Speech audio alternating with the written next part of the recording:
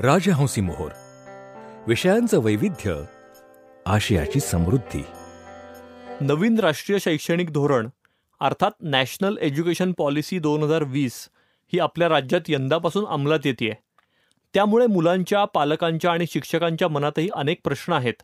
काहीशी धास्ती आहे. आता यापुढे 10वी-12वीची बोर्डाची परीक्षा जाऊन नवीनच पॅटर्न येणार आहे का? पदवी खरंच 4 वर्षांची होणार आहे? कला, विज्ञान आणि वाणिज्य हा पारंपरिक शाखाभेद संपून येणारी क्रेडिट पॉलिसी नेमकी कशी असेल? मातृभाषेत शिकण्याला महत्त्व दिल्यानं इंग्रजी माध्यमाच्या शाळांचं महत्त्व कमी होईल का? असे अनेक प्रश्न आहेत. 1986 नंतर म्हणजेच तब्बल 38 वर्षांनंतर देशाचं शैक्षणिक धोरण बदलत असल्यानं हे प्रश्न पडणं साहजिक आहेत. त्यामुळेच या सगळ्या प्रश्नांची सविस्तर आणि सोप्या शब्दात उत्तरं देणारं नवे शैक्षणिक धोरण विद्यार्थी पालकांसाठी मार्गदर्शन हे पुस्तक राजहंस प्रकाशनानं नुकतंच प्रकाशित केलंय.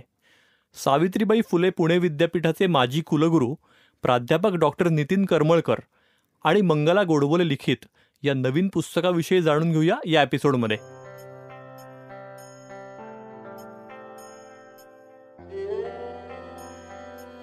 राजहंसी मोहोर पॉडकास्टमध्ये सगळ्या श्रोत्यांचं मी निरंजन मेढेकर मनापासून स्वागत करतो. राजहंस प्रकाशनाच्या पुस्तकांची ऑडिओ ओळख आणि लेखकांसोबत गप्पा असे या पॉडकास्टचं स्वरूप आहे. नवे शैक्षणिक धोरण या पुस्तकाचे लेखक डॉक्टर नितीन करमळकर आणि या पुस्तकाचे संपादक शिरीष सहस्रबुद्धे हे आपल्या सोबत आहेत. तुम्हा दोघांचंही मनापासून स्वागत. या पुस्तकाच्या लेखक द्वयींनी शिक्षणाच्या आणि साहित्याच्या क्षेत्रात आपला विशेष ठसा उमटवला आहे. डॉक्टर करमळकर हे सावित्रीबाई फुले पुणे विद्यापीठाचे माजी कुलगुरू होते. भूगर्भशास्त्र आणि पर्यावरणशास्त्र या विषयात दीर्घकाळ अध्यापन आणि संशोधन करून जिओ सायंटिस्ट म्हणून त्यांनी नावलौकिक मिळवलं आहे. नव्या शैक्षणिक धोरणाची महाराष्ट्रात अंमलबजावणी करायचे निश्चित झाल्यावर त्यासाठीच्या सुकाणू समितीचे अध्यक्ष म्हणून राज्य सरकारनं त्यांची नियुक्ती केली असून तो कार्यभार ते कार्यक्षमतेनं हाताळत आहेत. मराठीतल्या आघाडीच्या लेखिका म्हणून मंगला गोडबोले परिचित असून आजवर त्यांची तब्बल 71 पुस्तकं प्रकाशित झाली आहेत. त्यांच्या 9 पुस्तकांना महाराष्ट्र शासनाच्या उत्कृष्ट वाङ्मय निर्मिती पुरस्कारांनी गौरवण्यात आलं आहे. वैविध्यपूर्ण विषयांवर सकस लेखन ही मंगलाताईंची ताकद असल्यानं नवे शैक्षणिक धोरण या पुस्तकाचे शब्दांकन लेखन त्यांनी केलं आहे. तर करमळकर सर, मला असं वाटतं की आता आपण संवादाला सुरुवात करूया. मी पहिला प्रश्न विचारतो की नवं शैक्षणिक धोरण याबद्दल इंटरनेटवर आणि समाज माध्यमातूनही अगदी भरपूर माहिती उपलब्ध आहे. असं असताना त्यावर पुस्तक करण्याची आवश्यकता का वाटली? मुळामध्ये समाज माध्यम किंवा इंटरनेटवर जी माहिती आहे ती पॉलिसी संबंधातली आहे. पॉलिसी कशी बनवली गेली, कोणी बनवली आणि इतर पैलू. पण जेव्हा प्रत्यक्ष त्याचं इम्प्लिमेंटेशन करत असताना ज्या समस्या विद्यार्थी, पालक, शिक्षक वर्ग, शाळा, कॉलेज, महाविद्यालय इथले जे काम करणारे लोक आहेत त्यांना सातत्यानं येणारे जे प्रश्न होते, भेडसावणारे जे प्रश्न होते त्याची उत्तरं त्या इंटरनेटवर किंवा समाज माध्यमातून जी माहिती आहे त्याच्यात नाही आहे.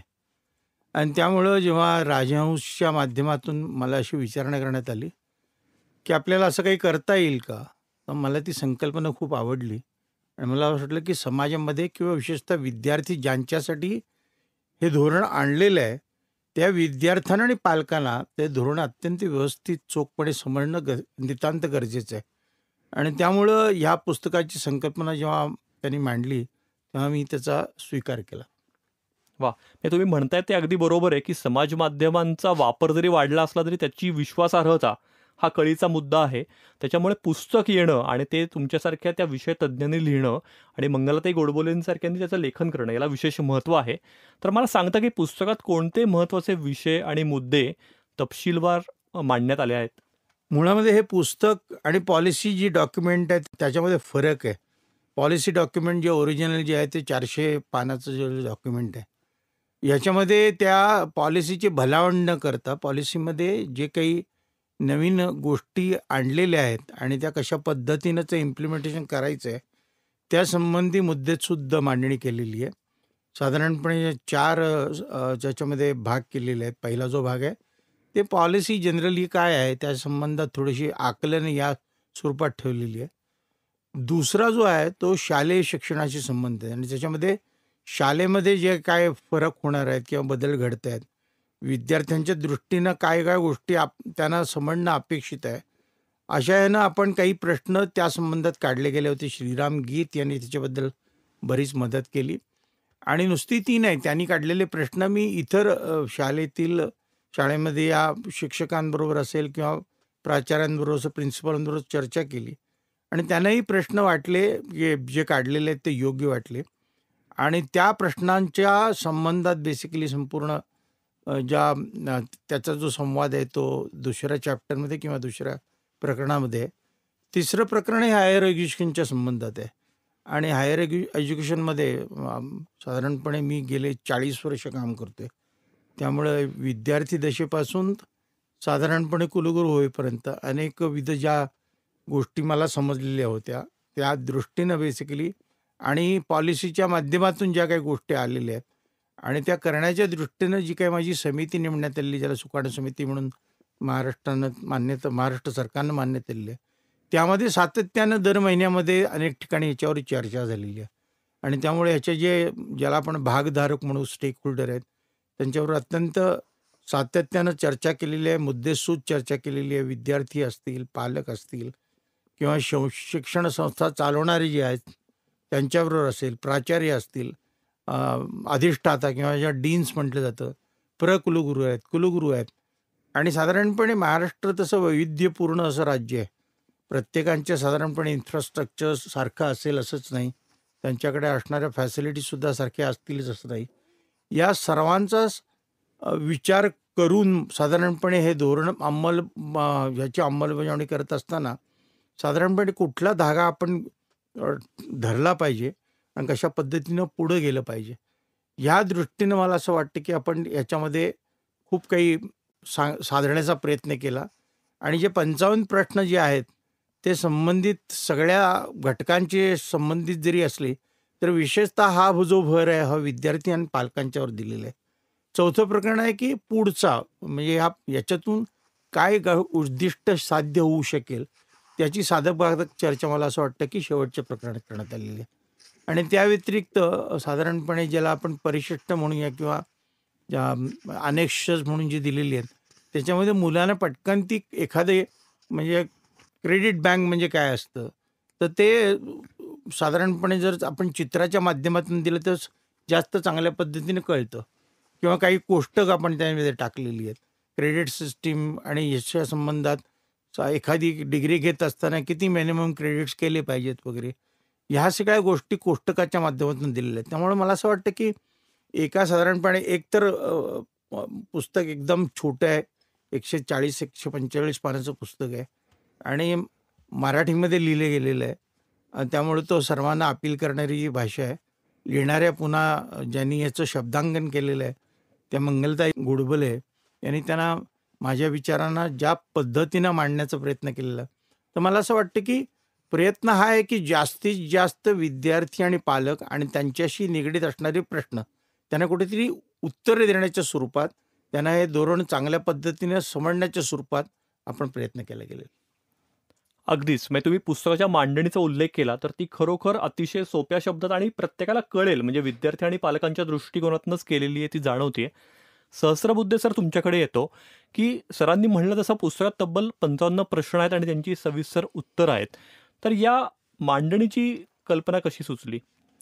ही मुख्यतः संवादातनं सुचलेली आहे. हा आमच्या तिघांमध्ये तर संवाद होताच, परंतु करमळकर सरांचा शिक्षण क्षेत्रातही खूप मोठ्या प्रमाणात संवाद चालू असतो. त्यामुळे त्यातून असं दिसलं की खूप प्रश्न लोकांना पडत आहेत, शिक्षकांना आहेत आणि पालकांना तर आहेतच. शिक्षकांना कसं आहे की निदान काही प्रश्नांची त्यांच्या उत्तरं ही वेगवेगळे जे अभ्यासवर्ग घेतले जात आहेत धोरणासंबंधी त्यातून मिळू शकतात, पण पालकांना कुठून मिळणार आणि काही अंशी विद्यार्थ्यांना कुठून उत्तरं मिळणार. तर त्यामुळे ही कल्पना निघाली आणि मला खूप बरं वाटलं, आनंद वाटला की 1-2 नाही तब्बल 55 प्रश्न आहेत आणि प्रत्येक प्रश्नाचं अगदी सुविहित, व्यवस्थित, सविस्तर असं उत्तर दिलेलं आहे. त्यातले 20 प्रश्न शालेय शिक्षणासंबंधीचे आहेत आणि 35 प्रश्न हे महाविद्यालयीन आणि उच्च शिक्षणासंबंधीचे आहेत. यातून पॉलिसीची, धोरणाची जी सगळी महत्त्वाची वैशिष्ट्ये आहेत ती या दोघा लेखकांनी उलगडून दाखवलेली आहेत. हे मला खूप चांगलं आकर्षण वाटतं या पुस्तकाचं. बरोबर आहे. फक्त सर मुद्दा असा होतोय, की या विषयाची व्याप्ती एवढी आहे, की पुस्तकात प्रश्नांची निवड करताना ती काळजी तुम्हाला नक्कीच घ्यायला लागली असणार, की कुठला प्रश्न सुटू नये त्यातनं किंवा कुठला विषय राहू नये. तर ती प्रश्नांची निवड कोणत्या निकषांवर, आधारांवर केली आहे असं? प्रश्नांची निवड करण्याचे निकष असे होते. हे मुख्यतः लेखकांनी निकष ठरवले आणि प्रश्न निवडले. परंतु चर्चा जी झाली ती अशी होती, की या धोरणाची काही ठळक वैशिष्ट्ये आहेत, ज्यांना आपण स्टार अट्रॅक्शन्स म्हणूया. ह्यात अनेक गोष्टी वेगळ्या आहेत. उदाहरण सांगायचं झालं तर क्रेडिट पॉलिसी, तिला दिलेलं महत्त्व ही वेगळी गोष्ट आहे.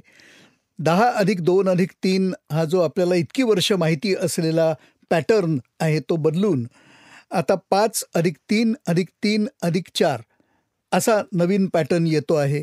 तर हा काय फक्त आकडे बदलण्याचा खेळ आहे का?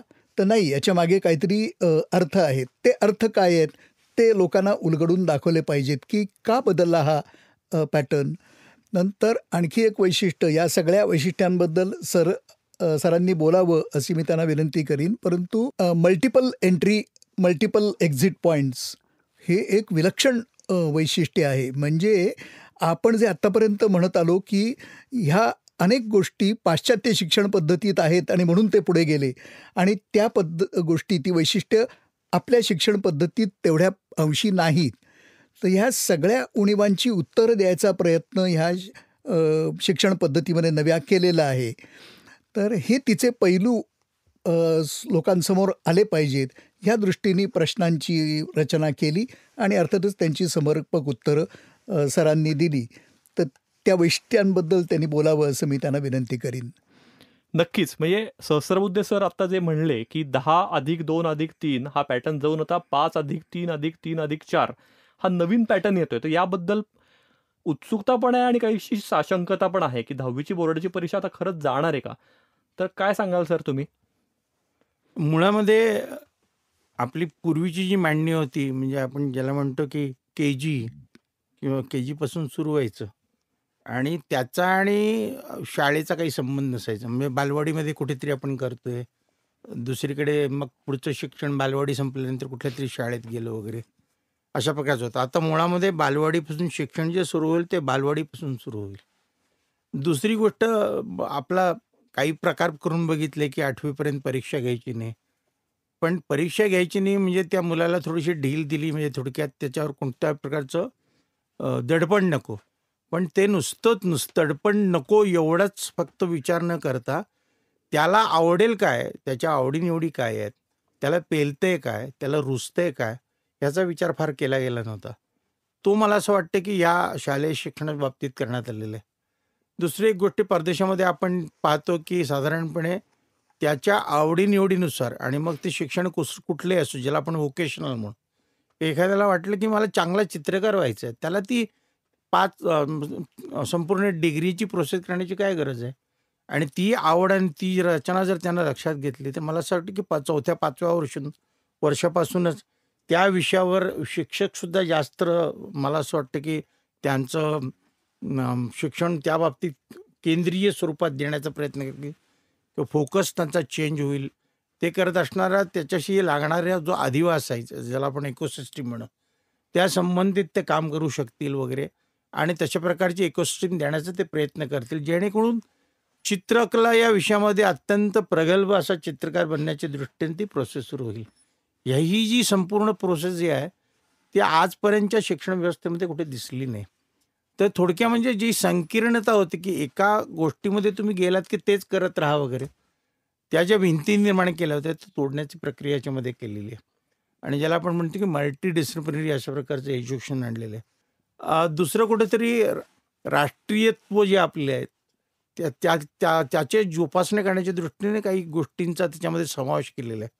अर्थात भारतीय ज्ञान परंपरा, मग कोणी ह्याला वेगवेगळ्या पद्धतीने लोक याच्याबद्दल आपला विचार मांडू शकतील.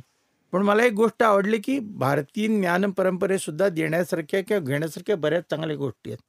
वैदिक मॅथमॅटिक असेल, जे जगामध्ये ज्याचा बोलबाला आहे, आपल्या देशाने आपण ते विसरलेलं आहे, आपण ऑक्सफर्ड किंवा इतर ठिकाणी जर पाहिलं तर वैदिक मॅथमॅटिक्सचे स्पेशल क्लासेस चालतात आणि शिकवणारे कोण आहेत? भारतीयच लोक जाऊन तिकडे शिकवत आहेत.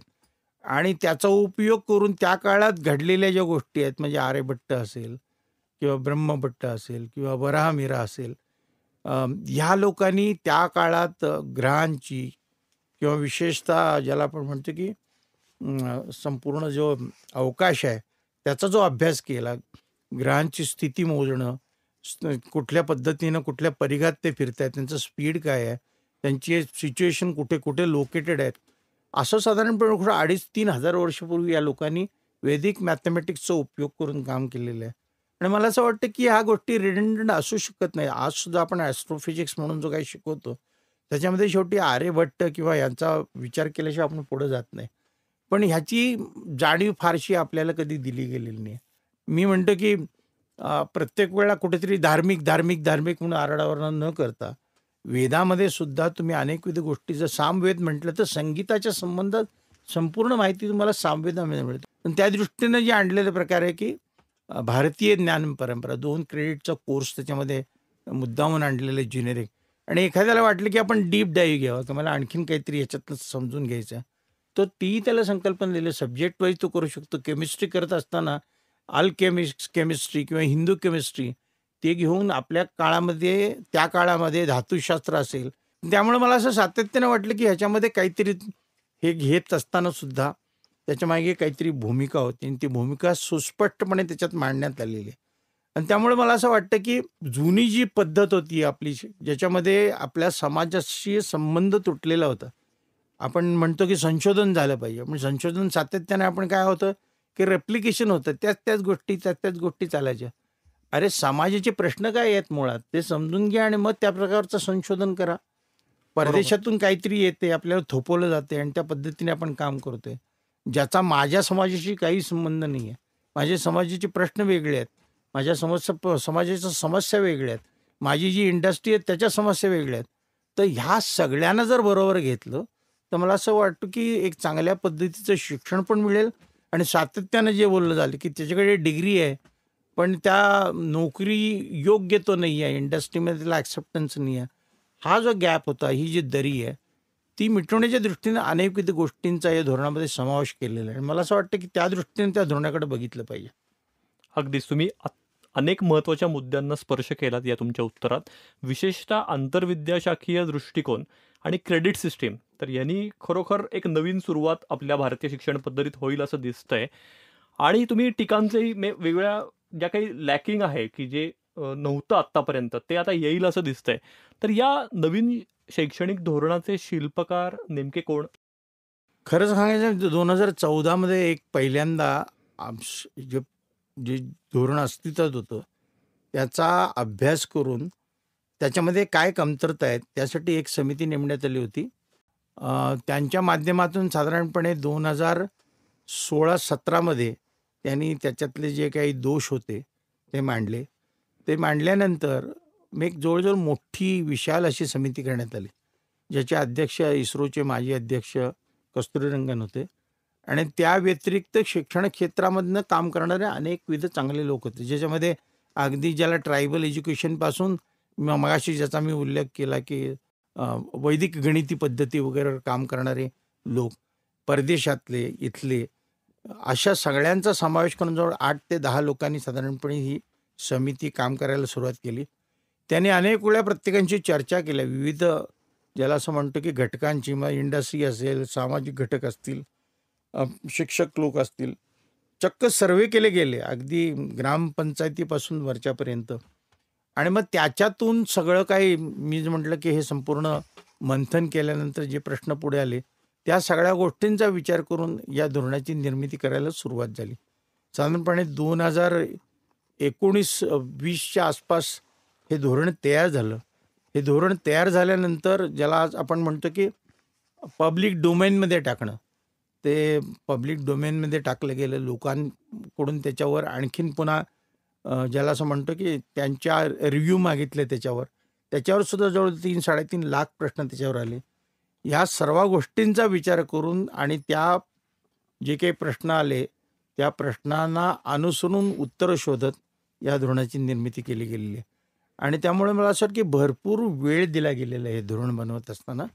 आणि आज जो आपल्याला ज्या विविध समस्या दिसतात त्या समस्यांना उत्तर देण्याच्या दृष्टीनं अनेकविध गोष्टींचा समावेश या धोरणामध्ये केलेला आहे. मगाशी सहस्त्रबुद्धे सरांनी सांगितलं की मल्टिपल एंट्री मल्टिपल एक्झिट.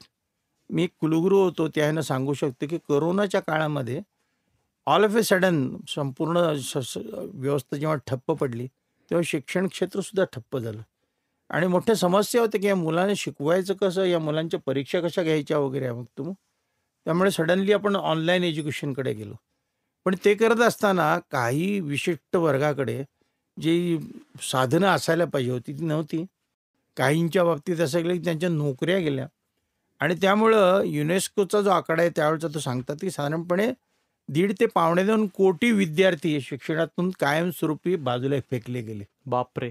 हा जर विचार केला आणि मग कुठेतरी ते तुटलेलं आहे शिक्षण आणि त्याला परत याची संधीच जर आपण उपलब्ध केली, करून नाही दिली, तर मला असं वाटतं की तो त्यांच्यावर केलेला अन्याय आहे. त्यामुळे ही 7 वर्षाची आपण विंडो दिलेली आहे. 7 वर्षामध्ये तो केव्हाही सोडू शकतो आणि केव्हाही परत येऊ शकतो. महिलांच्या बाबतीत माझा प्रयत्न चालला आहे आणि माझं चाललं तर प्रयत्न हा आहे की UGC किंवा इतर लोकांबरोबर की ती 10 वर्षाची असली पाहिजे. 10 वर्षात केव्हाही ती महिला पुन्हा परत आली पाहिजे. तर ही जी संकल्पना आहे किंवा क्रेडिट सिस्टीमचा मगाशी सरांनी त्याचा उल्लेख केला, त्याच्यामध्ये काही असं असतात की प्रत्येकालाच काही फर्ग्युसन कॉलेजमध्ये ॲडमिशन मिळणार नाही पुण्याचा जर विचार केला. पण फर्ग्युसनमध्ये काही शिक्षक चांगले शिकवतात आणि केवळ मी कुठल्या तरी दुसऱ्या महाविद्यालयात आहे आणि त्यामुळं मला त्यांच्या लेक्चरचा फायदा घेता येत नाही किंवा त्यांच्या शिकवण्याचा फायदा घेत नाही. ही संकल्पना याच्यातून काढून टाकलेली आहे. याच्यामध्ये काही क्रेडिट तुम्ही आजूबाजूच्या कॉलेजमधून करू शकता. फक्त त्या शहरातल्या सुद्धा नाही. तुम्हाला वाटलं की दिल्ली युनिव्हर्सिटीमध्ये किंवा JNUमध्ये काही कोर्सेस चांगले आहेत तर ते कोर्सेससुद्धा मी घेऊ शकतो आणि त्याच्यासाठी ती बँक ऑफ क्रेडिट जी आणलेली आहे ज्याच्यामध्ये एक यंत्रणा बनवण्यात आली की त्या एक विशिष्ट नंबर किंवा विशिष्ट तुम्हाला रजिस्ट्रेशन करावं लागेल. त्या रजिस्ट्रेशनच्या माध्यमातून तुमचं नोंदणी होईल. त्या नोंदणीच्या माध्यमातून बेसिकली तुम्ही ते क्रेडिट्स घ्याल आणि ते क्रेडिटचं संपूर्ण जे काही मार्क्स तुम्हाला मिळालेले त्याची ट्रान्सफर ज्या कॉलेजला जिथे तुम्ही आहात तिथं तुमच्या रेकॉर्डला होईल. आणि म्हणून ती क्रेडिट सिस्टीम आहे. बेसिकली बँकेचा जो प्रकार आहे, बँकेमध्ये एखादा गोष्ट आपण ठेवतो तर त्या पद्धतीने हे करण्यात आलेलं आहे. तर ही संकल्पना पूर्वी कधी नव्हती, तर ती एक आणलेली आहे. आणखीन एक महत्त्वाचा मुद्दा आहे सांगायचं वाटतं की विशेषतः बऱ्याच मुलांचा परदेशी जाण्याचा ओढा असतो. बरोबर. परदेशी जाण्याचा ओढा साधारणपणे ग्रॅज्युएशन संपलं की पोस्ट ग्रॅज्युएशनला मी परदेशात जातो. आता आपली डिग्रीची जी संकल्पना होती 3 वर्षाची होती, परदेशामध्ये ही 4 वर्षाची असते. त्यामुळे माझा विद्यार्थी जेव्हा परदेशामध्ये जातो तर त्याला 1 वर्षासाठी आणखीन एक एक्स्ट्रा वर्ष करावं लागतं. 2 वर्ष त्याला तिथे करावे लागतात. आणि ह्याच्यामध्ये ज्याला आपण परकीय चलन आपलं खूप मोठ्या प्रमाणात जातं. त्याचाही विचार केला गेलेला की आपण इथे 4 वर्षाचे आणि हे कंपल्सरी नाही आहे. ज्याला वाटेल त्यानं 4 वर्षाकडे जावं आणि 4 वर्षांनंतर तो 1 वर्षाची पोस्ट ग्रॅज्युएशन करायला परदेशात जाऊ शकतो. सर, ही जी लवचिकता आहे ना या नवीन शैक्षणिक धोरणात ही खरोखर खूप विद्यार्थी केंद्रीय आहे हे जाणवतंय आणि त्यामुळे पुस्तक वाचतानाही सतत हे जाणवतंय की विद्यार्थ्यांचा पालकांचा विचार करून या धोरणाची आखणी कुठेतरी करण्यात आलेली आहे. आता मला सांगा की महाराष्ट्रात या धोरणाची अंमलबजावणी कशा पद्धतीने सुरू आहे आणि या नवीन धोरणाचे फायदे किंवा ती प्रत्यक्षात यायला आणखी किती काळ जावा लागेल असं दिसतंय? मुळामध्ये हे धोरण 2020 असं आपण म्हणतो. महाराष्ट्रामध्ये ह्याची सुरुवात 2023मध्ये झाली. 3 वर्ष काही वेगवेगळ्या कारणास्तव ह्याच्या अंमलबजावणीला उशीर झाला. त्यावेळच्या महाराष्ट्र सरकारनं आणखीन एक समिती नेमली आणि त्या समितीच्या माध्यमातून या धोरणाचा अभ्यास करून त्याच्यावर त्यांची मतं घेण्याचा प्रयत्न केला गेला. नंतरच्या आलेल्या सरकारनं कदाचित त्यांचं ते मॅन्डेट असेल त्यांनी त्याची अंमलबजावणीच्या दृष्टीनं पावलं टाकायला सुरुवात केली. 2022 डिसेंबरमध्ये साधारणपणे मला राज्यपालांनी त्यावेळच्या बोलवलं आणि ते म्हणाले की ह्या धोरणाची अंमलबजावणी करायची आणि ही धुरा तुला सांभाळायची आहे. माझे त्यांचे अत्यंत चांगले संबंध असल्यामुळे मी त्यांना पटकन म्हटलं की आपल्याला कम्प्लायन्स मोडमध्ये जायचं आहे की इन स्पिरिट टोटॅलिटी आपल्याला ही इम्प्लिमेंट करायची आहे. आणि जर कम्प्लायन्समध्ये असेल तर मला इंटरेस्ट नाही आहे आणि स्पिरिटमध्ये जर करायचं असेल तर मग संपूर्ण मला ते ज्याला म्हणतो फ्रीडम दिले गेलं पाहिजे आणि ती सपोर्ट सिस्टीमसुद्धा केली पाहिजे वगैरे. अशा पद्धतीनं साधारणपणे 2022 पासून आपण ह्याच्यावर काम करायला सुरुवात केलं. आणि मगाशी जसं मी म्हटलं की ह्याच्यातले जे वेगवेगळे भागधारक आहेत, विद्यार्थी तितक्या प्रमाणात आपण पोचू शकलेलो नाही आहे. पण विशेषतः शिक्षक, नंतर प्राचार्य, प्रकुलगुरू किंवा कुलगुरू, अधिष्ठाता आणि मग वेगवेगळ्या संस्थांचे जे चालवणारे जे आहेत, संस्था चालवणारे, संस्था चालक ज्यांना आपण म्हणूया, अशा सगळ्यांच्या बैठकी घेतल्या. त्यांचे प्रश्न जाणून घेतले, त्यांच्याकडे असलेली परिस्थिती म्हणजे शिक्षकांची संख्या किंवा इतर ज्याला असं म्हणतो की ज्याला इन्फ्रास्ट्रक्चर त्यांच्याकडे काय आहे वगैरे, स्पेस कशी युटिलाइज करतात, या सर्व गोष्टींचा विचार करून आपण काही गाईडलाईन्स आणले आणि त्या गाईडलाईनच्या माध्यमातून आपण याची अंमलबजावणी 2023 सुरुवात केली. पण त्यावेळेला संपूर्ण महाराष्ट्रभर न करता प्रायोगिक तत्वावर आपण ज्याला आपण ऑटोनॉमस कॉलेजेस म्हणून जो नवीन संकल्पना आली की स्वायत्त महाविद्यालय, साधारणपणे 150 स्वायत्त महाविद्यालय आहेत, ज्याच्यामध्ये काही इंजिनिअरिंगचे आहेत जास्त करून आणि उरलेली जे ट्रॅडिशनल कोर्सेसवाली आहेत, यांच्यामध्ये आपण या प्रायोगिक तत्वावर याची सुरुवात केली. आणि मग प्रत्येकाला आपण थोडक्यात हँडहोल्डिंग करण्याच्या दृष्टीने एक मेंटॉर दिला होता. त्यांच्या येणाऱ्या समस्या आणि त्या समस्यांना इमिजिएटली त्याला रिस्पॉन्स दिला गेला. अशा पद्धतीनं एक 1.5-2 महिन्यापूर्वी मी एक मुंबईला सिडनीमध्ये एक बैठक घेतली की साधारणपणे वर्ष पूर्ण झालेलं आहे, तर या अंमलबजावणीच्या धोरणाच्या अंमलबजावणीचा परिणाम काय आपल्याला दिसतोय वगैरे. आणि विशेषतः मी मुद्दामून जास्त टाळलं, मला शिक्षकांशी जास्त बोलायचं नव्हतं की जास्तीत जास्त अडचणी ज्या आहेत त्या कोणाला तर शिक्षकाला आहेत. विद्यार्थ्याला धोरण आवडलं जरी असलं तरी शेवटी तिची अंमलबजावणी शिक्षकांच्या माध्यमातून करायची. त्यामुळं जे काही अंमलबजावणी त्यांनी केलेली आहे, आवडीने असेल किंवा नावडीने असेल, पण त्याचा परिणाम विद्यार्थी वर्गामध्ये काय दिसतो, तर तो साधारणपणे एक रिव्ह्यू घेतला आणि मला एक खूप आनंद किंवा दिलासादायक अशी गोष्ट होती की विद्यार्थी वर्ग खुश आहे. वा. त्याला अनेक गोष्टी करायला मिळत आहेत, त्याच्या आवडीचं तो शिकतोय आणि जे शिकत असताना काही गोष्टींवर अदरवाईज त्याला पाणी सोडायला लागायचं, ती परिस्थिती आता नाही आहे, तो ते करू शकतो वगैरे. शिक्षकांच्या बाबतीत थोड्याशा समस्या आहेत की नॉर्मली प्रत्येक गोष्ट शिक्षक जो असतो की माझं वर्कलोड म्हणजे कार्यभार किती वाढला आणि मग त्याची कुठे काही मला मिळणार आहे का वगैरे, तो एक प्रकार आहे. तो आम्ही त्याच्यावर काम करतोय, त्याचं पटकन उत्तर देणं तसं अवघड आहे. म्हणजे खरंच कार्यभार वाढतो का कमी होतो वगैरे, मग तो आहे. तिसरा जो आहे ते स्पेसचा इश्यू आहे. काही ठिकाणी मुळात काय झालं की एवढी मोठी फ्लेक्झिबिलिटी दिली गेल्यामुळं जे टाईमटेबल जो प्रकार असतो ते थोडंसं विस्कळीत झाले. म्हणजे विद्यार्थ्याला काही विद्यार्थी सकाळी 8ला येतात आणि जवळजवळ संध्याकाळी 7 वाजेपर्यंत कॉलेजवर असतात. कारण स्पेस क्रंच असल्यामुळं काही क्लासेस जेव्हा क्लासरूम्स उपलब्ध आहेत त्या काळात चालतात वगैरे. कारण याच्यामध्ये सरमिसळ पण आहे, सायन्स आणि सोशल सायन्स एकत्रित, या गोष्टी एकत्रित आलेल्या आहेत. काही गोष्टी तो कॉमर्सच्या करतोय वगैरे. मग तर त्यामुळं हा प्रॉब्लेम त्यांच्याकडे थोडासा आहे. पण मुलाला जर विचारलं तर खुश आहे ते करत असताना सगळं. याच्यामध्ये अंमलबजावणीचे आणखीन जे इश्यू जे आहेत ते बेसिकली जे अजून आपण तेवढ्या मायन्यूट डिटेल्समध्ये जे गेलेलं नाही. मगाशी ज्याची मी संकल्पना मांडली की एखाद्या विद्यापीठाच्या अंतर्गत जी संलग्न महाविद्यालय आहेत त्याच्यामध्ये कदाचित ज्याला आपण क्रेडिट ट्रान्सफर म्हणू की मी SP-मध्ये शिकतोय आणि मला काही क्रेडिट फर्ग्युसनने घ्यायचे आहेत, तर फिजिकली मी जाऊन तिथे प्रत्यक्ष क्लासेस घ्यायचे की काही ऑनलाईन पद्धतीनं मला शिकवलं जाईल वगैरे. तर ह्याच्या मॉडॅलिटी थोड्या ठरवल्या गेल्या पाहिजेत. मग पण मी आता सातत्यानं सांगतो की अरे फर्ग्युसन आणि SP काही अंतर लांब नाही आहे तुम्हाला. आणि हां, तर त्यामुळं 2 क्लासेस तुला जर करायचं असेल, तू उद्या म्हटलं की दिल्ली युनिव्हर्सिटीत जाऊन करायचं आहे, तर कदाचित थोडंसं जाचक होऊ शकेल. पण आसपासच्या कॉलेजेसमध्ये ज्या चांगल्या गोष्टी तुला उपलब्ध आहेत, पण ह्याच्यामध्ये मग त्या 2 कॉलेजमध्ये काहीतरी अंडरस्टँडिंग असणं गरजेचं आहे. जे आम्ही विद्यापीठाच्या मार्फत आणलेलं आहे, म्हणजे ॲक्टनुसार ते सगळं आणलेलं आहे. आणि मला असं वाटतं की अशा पद्धतीनं जर एक प्रत्येक कॉलेज एकत्रितपणे काम करायला लागली तर मला असं वाटतं की ते जास्त इफेक्टिव्ह ठरू शकेल. त्यामुळे त्याचे धोरणाचे फायदे निश्चित आहेत, पण ते प्रत्यक्ष दिसायला काही काळ लागेल. काही काळ म्हणजे कसं 5-10 वर्षसुद्धा लागतील ह्याला. कारण आता आज जो 12वीला ॲडमिशन घेतोय, तो ग्रॅज्युएट व्हायला 3 वर्ष लागतात. ती 4 वर्ष आपण धरली पाहिजेत. त्याच्यामध्ये आमच्या बऱ्याच गोष्टी आणल्या आहेत, की ज्याला इंटर्नशिप आणलेली आहे.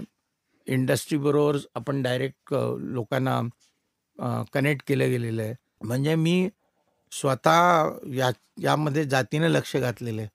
मी प्रत्येक डिस्ट्रिक्टमध्ये असलेली MIDC, तिथे असलेल्या इंडस्ट्री, त्याचं मॅपिंग नाही, जिओ टॅगिंग केलेलं आहे. ते कुठल्या विषयात काम करत आहेत, कुठल्या सब्जेक्टशी संबंधित काम करत आहेत, त्यांना कशा प्रकारचं मनुष्यबळ आवश्यक आहे आणि त्या दृष्टीनं आसपास कुठली कॉलेजेस आहेत, कुठल्या संस्था आहेत, हे नुसतं मी केलेलं नाही. याच्यावर मी एक इंटर्न लावून तो संपूर्ण हे करून एक पोर्टल तयार करून त्याच्या माध्यमातून आपण त्यांना रजिस्टर करून घेतले आणि त्या माध्यमातून विद्यार्थ्यांना पाठवते. तसं सरकारला सातत्यानं आपण याच्यामध्ये इन्व्हॉल्व करून सरकारची सगळी जी डिपार्टमेंट्स आहेत, ज्या सगळ्या मिनिस्ट्री आहेत, त्या मिनिस्ट्रीच्या अंतर्गत येणारे डिपार्टमेंट आहेत, तर तिथे कशाला आपल्याला इंटर्नशिप प्रोव्हाइड करता येईल. प्रत्येक वेळेला मला एक प्रश्न विचारला जातो, की शहरात सगळं हे ठीक आहे सर, पण खेड्यात कसं करायचं. पण खेडं राहिलेलं नाही. आज तुम्ही विचार केला तर शुगर फॅक्टरी जी आहेत, तर जवळजवळ प्रत्येक तालुका प्लेसला एक शुगर फॅक्टरी आहे. आणि शुगर फॅक्टरी म्हणजे फक्त साखर बनवणं एवढं नाही आहे. इथेनॉलचा प्लांट असतो, त्याच्यानंतर त्यांच्या कोऑपरेटिव्ह भरपूर स्टोअर्स असतात, बँका असतात, ग्रामपंचायतमध्ये काम चालतं. या सगळे इंटर्नशिप म्हणजे फक्त इंडस्ट्रीमध्ये जाऊन करावी अशी अपेक्षा नाही. इंटर्नशिप म्हणजे प्रत्यक्ष कामाचा अनुभव. बँकिंगमध्ये मग ती राष्ट्रीयकृत बँक असेल किंवा सहकारी बँक असेल, पण मोडस ऑपरेंडी तीच असते ना, तर त्या गोष्टी त्यांना प्रत्यक्ष जाऊन काम करावं तिथं. तर तो जो प्रकार आणलेला आहे किंवा स्किल एनहान्समेंटच्या दृष्टीनं काय करता येईल वगैरे, तर मला असं वाटतं की इंडस्ट्रीनं सुद्धा ह्याच्यामध्ये मोठ्या प्रमाणात पुढं आलं पाहिजे. प्रयत्न होताना दिसत आहेत, त्यांना आम्ही आणतोय. आणि त्या दृष्टीनं प्रोफेसर ऑफ प्रॅक्टिस म्हणून जी संकल्पना युनिव्हर्सिटी ग्रँट कमिशनने किंवा आयोगाने जी आणलेली आहे, ती अत्यंत चांगली आहे. ज्याच्यामध्ये इंडस्ट्रीमध्ये वर्षानुवर्ष काम केलेला माणूस आहे, ज्याला इंडस्ट्रीचा पूर्ण अनुभव आहे, असा माणूस मी कॅम्पसवर आणते. आणि ज्याच्या माध्यमातून माझं इंडस्ट्री कनेक्ट पण वाढेल आणि बाहेर काय चाललंय, कशा प्रकारचं संशोधन, कशा प्रकारच्या गरजा निर्माण झालेल्या आहेत, त्या गरजांना उत्तर देणारं मनुष्यबळ निर्माण करायचे असतं, तर माझ्या सिलेबसमध्ये, करिक्युलममध्ये काय चेंजेस असले पाहिजेत, तो विचार होऊ शकतो. त्यामुळं अंमलबजावणी सुरू आहे, त्याला रिस्पॉन्सही चांगला आहे. काही गोष्टी थोडंसं मी म्हटलं ना, की जेव्हा आपण गाडी पटरी बदलते त्यामुळे आवाज होताना दिसतो, समस्या आहेत. पण समस्यांना उत्तर शोधत पुढं जाणं आणि मला असं येणारा काळ एक 10-15 वर्षामध्ये त्याची फळं जे मिळतील ते मला असं वाटतं की अत्यंत उत्कृष्ट असतील. ज्याला आपण म्हणतो की होलिस्टिक डेव्हलपमेंट विद्यार्थ्याची अपेक्षित आहे, ती घडताना फार वेळ लागणार नाही. म्हणजे तुम्ही म्हणलात तसं की हे धोरण अतिशय स्तुत्य असं आहे, फक्त ते प्रत्यक्षात आणण्यासाठी म्हणजे सरकारबरोबरच विद्यार्थी, पालक, शिक्षक, उद्योग विश्व अशा वेगवेगळ्या स्टेक होल्डर्सनी पण पुढाकार घेण्याची खरोखर नितांताची गरज पण आहे. सहस्रबुद्धे सर, एक शेवटचा प्रश्न विचारतो की या नवीन शैक्षणिक धोरणाबद्दल सगळ्यात जास्ती शंका आणि भीती जर कोणाच्या मनात असेल तर पालकांच्या मनात आहे. तर त्यांना या पुस्तकाच्या माध्यमातून कितपत दिलासा मिळेल असं वाटतंय तुम्हाला? भरपूर दिलासा मिळेल आणि निश्चितपणे दिलासा मिळेल. याचं कारण असं की आत्तापर्यंत आपण करमळकर सरांचा जो समृद्ध असा अनुभव आहे त्याबद्दल ऐकलंतच. ह्या सगळ्या अनुभवाचं प्रतिबिंब या पुस्तकात उत्तम तऱ्हेने उमटलेलं आहे असं वाचकांना दिसून येईल. 55 प्रश्नांची उत्तरं जेव्हा आपले पालक वाचतील तेव्हा त्यांची ही भीती कमी होईल. पालकांनी आपल्या मुलांच्या भवितव्याबद्दल संवेदनक्षम असणं ही गोष्ट अगदी स्वाभाविक आहे, परंतु नुसती काळजी करण्याऐवजी त्यांनी हे पुस्तक वाचावं. ते वाचल्यानंतर त्यांच्या हे लक्षात येईल की या पुस्तकाच्या वाचनानंतर नव्या शैक्षणिक धोरणाच्या अंमलबजावणीमध्ये त्यांना काहीही आउट ऑफ सिलेबस, अभ्यासक्रमाच्या बाहेरचं आहे असं वाटणार नाही आणि ते ह्या धोरणाचे फायदे घ्यायला आत्मविश्वासाने तयार होतील आणि त्यांच्या मुलांना तयार करतील असं मला खात्रीने सांगावंसं वाटतं. ह्या पुस्तकाचा फायदा हा केवळ उच्च शिक्षण ज्यांची मुलं आहेत त्याच पालकांना होईल असं नाही, तर ज्यांची मुलं आत्ता शालेय शिक्षणात आहेत त्यांनाही भविष्याच्या तयारीच्या दृष्टीने या पुस्तकाच्या वाचनाचा लाभ निश्चितपणाने होणार आहे. आणि करमळकर सरांनी आधी जसं म्हणले की बालवाडी पण आता या धोरणात येणार आहे, जी इतके वर्ष नव्हती. त्याच्यामुळे KG to PG असं खरोखर सर्वसमावेशक असं हे नवीन शैक्षणिक धोरण आहे. त्याच्यामुळेच हे पुस्तक आवर्जून संग्रही ठेवावं असं आहे, कारण तुमचं मूल आत्ता अगदी बालवाडीत असेल किंवा पहिली दुसरीत असेल तर तो PG होईपर्यंत हे या पुस्तकाचा निश्चित फायदा हा होणार आहे. त्यामुळेच या पुस्तकाची लिंक आम्ही या एपिसोडच्या डिस्क्रिप्शनमध्ये देतोय. त्याच्यावर क्लिक करून तुम्ही हे पुस्तक घरपोच मागवू शकता.